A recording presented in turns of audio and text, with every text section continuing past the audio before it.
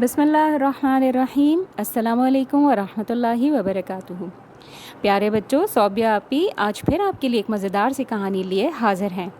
کہانی کا عنوان ہے رمضان کے بعد۔ یہ تحریر فاطمہ سعید الحسن کی ہے اور یہ کہانی ہم نے آپ کے لیے درسقرآن.com سے لی ہے۔ کہانی شروع کرتے ہیں۔ ابو جان، میرا گفٹ کہاں ہے؟ کون سے بیگ میں ہے؟ کتنا بڑا گفٹ ہے؟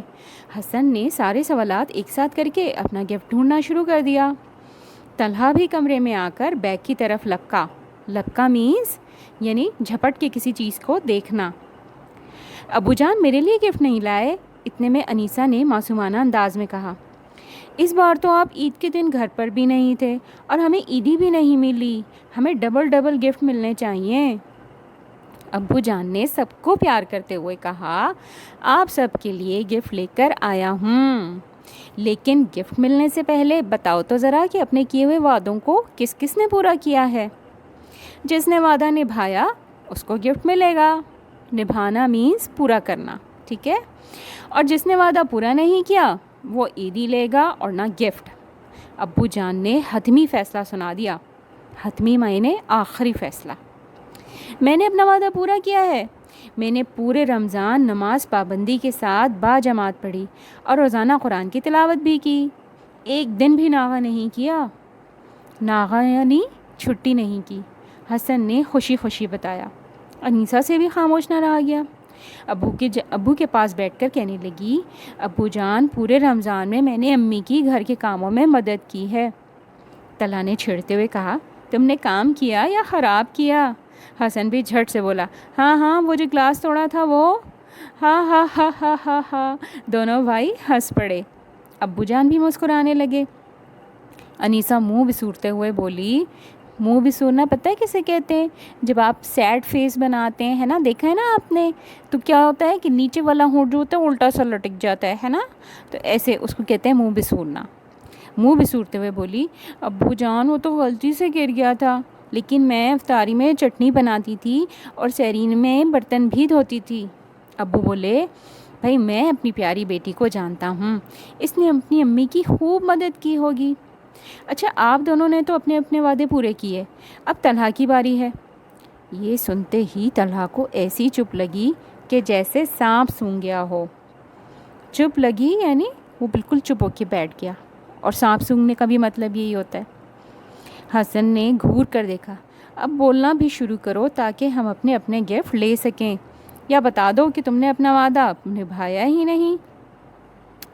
وہ نا ابو جان، میں نے کیا وعدہ کیا تھا؟ میں تو بھول ہی گیا۔ حسن پلیز تم بتا دو میں نے کیا وعدہ کیا تھا؟ آخر طلحہ اٹکتے ہوئے بولا۔ انیسہ ہنسنے لگی، کیسا لگا؟ اب اپنی باری آئی تو بھول گئے؟ مجھ پر تو بڑا ہنس رہے تھے۔ حسن بھی چپکے ہنسنے لگا، بولا، ہاں بھائی اب اپنی باری پر کیا ہو گیا؟ طلحہ نے کہا، سوری میری چھوٹی بہنا، مجھے تم پر نہیں ہنسنا چاہیے تھا۔ کوئی بات نہیں بھائی، انیسہ بولی۔ پھر حسن نے کہا، بہن بھائی تو دوستوں کی طرح ہوتے ہیں، ہنسی مذاق بھی چلتا رہتا ہے، لیکن ایسا مذاق نہیں ہونا چاہیے جس سے کسی کا دل دکھ جائے یا اس میں جھوٹ بولا جائے۔ ایسے مذاق پر گناہ بھی ملے گا اور دوسروں کی دل آزاری بھی ہوگی۔ دل آزاری یعنی دل دکھانا۔ یکدم طلحہ اچھل کر صوفے پر بیٹھا اور کہا، مجھے اپنا کیا ہوا وعدہ یاد آ گیا۔ اب میرا ابو جان سے کیا ہوا وعدہ سنو گے تو تم دونوں اپنے اپنے گفٹ بھی مجھے دے دو گے۔ طلحہ نے شرارتی انداز سے کہا۔ ابو جان کشن پر ٹیک لگا کر سب کی باتیں سن کر محظوظ ہو رہے تھے۔ محظوظ مطلب لطف لینا، خوش ہونا۔ پھر طلحہ نے کہنا شروع کیا، میں نے پورے رمضان محلے کے غریب گھروں میں ایک ایک کر کے افطاری دی ہے۔ عثمان چاچو کے ساتھ کنویں سے پانی نکال کر لوگوں کو دیا، اور ہاں پرندوں کو باجرہ اور پانی بھی ڈالا۔ حسن نے پوچھا، کیا تمہارا روزہ نہیں ہوتا تھا جو تم اتنے سارے کام کر لیتے تھے؟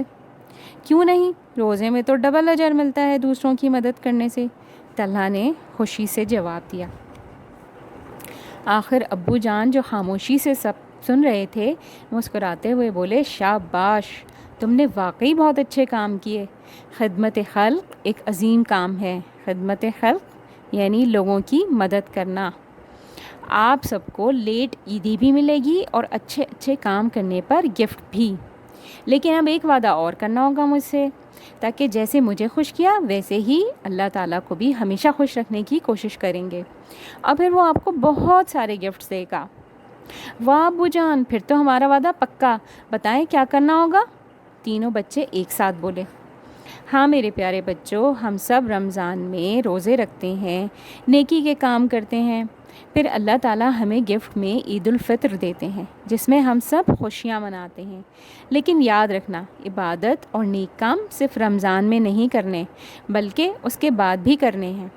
سال کے باقی 11 مہینوں میں بھی ہمیں اللہ کی عبادت کرنی ہے، والدین کا بڑوں کا کہنا ماننا ہے اور غریبوں کی مدد کرنی ہے. اللہ کو راضی کرنا ہے، تبھی جا کر ہمارے رمضان کے اعمال کا اثر ہماری زندگی پر ہوگا. جی ابو جان، میری ٹیچر نے بھی کہا تھا کہ جو اچھے کام ہم رمضان میں کریں گے وہی کام پورے سال کریں گے تو ہی ہم اچھے بچے بنیں گے. انیسہ بولی. تو پھر وعدہ پکا ہے نا آپ سب کا؟ ابو جان نے پوچھا.